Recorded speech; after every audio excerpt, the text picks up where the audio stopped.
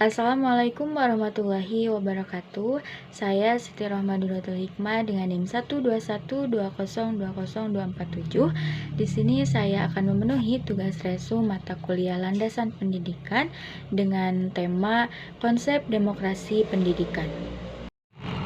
Dalam proses pendidikan, demokrasi ditunjukkan dengan perhatian serta usaha pada si anak dalam kegiatan sewajarnya atau intelijensi, kesehatan, keadaan sosial, dan sebagainya. Di kalangan taman siswa dianut sikap Tutwuri Handayani, suatu sikap yang mengakui hak si anak untuk tumbuh dan berkembang menurut kodratnya.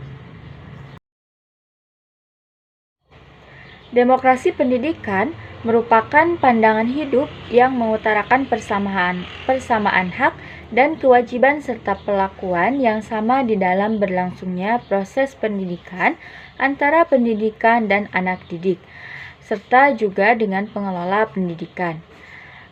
Demokrasi pendidikan ini lazimnya akan berlangsung antara pendidik dan anak didik dalam pergaulan, baik secara perorangan maupun secara kolektif. Hal ini tidak hanya berlangsung dalam tatap muka, tetapi lebih jauh lagi dapat terjadi dengan penggunaan media cetak ataupun media elektronik.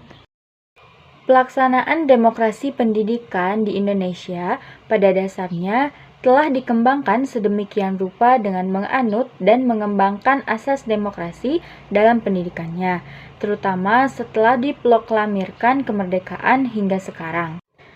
Ada beberapa masalah yang senantiasa terkait di dalam setiap pelaksanaan pendidikan. Di antaranya, yaitu yang pertama, hak asasi setiap warga negara untuk memperoleh pendidikan.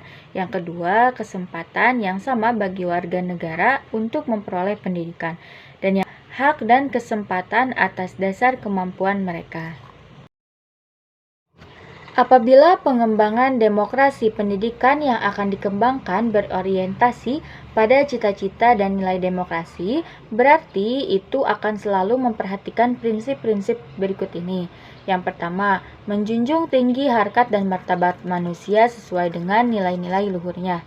Yang kedua, wajib menghormati dan melindungi hak asasi manusia yang bermartabat dan berbudi pekerti luhur.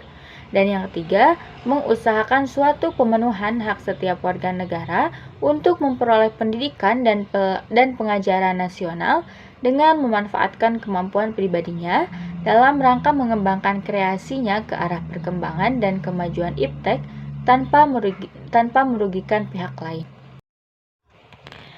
Dalam kegiatan demokrasi, tentunya dibutuhkan sosok pemimpin, yang dimana pemimpin ini haruslah mempunyai kemampuan untuk memandu dan mempengaruhi seseorang maupun sekelompok orang.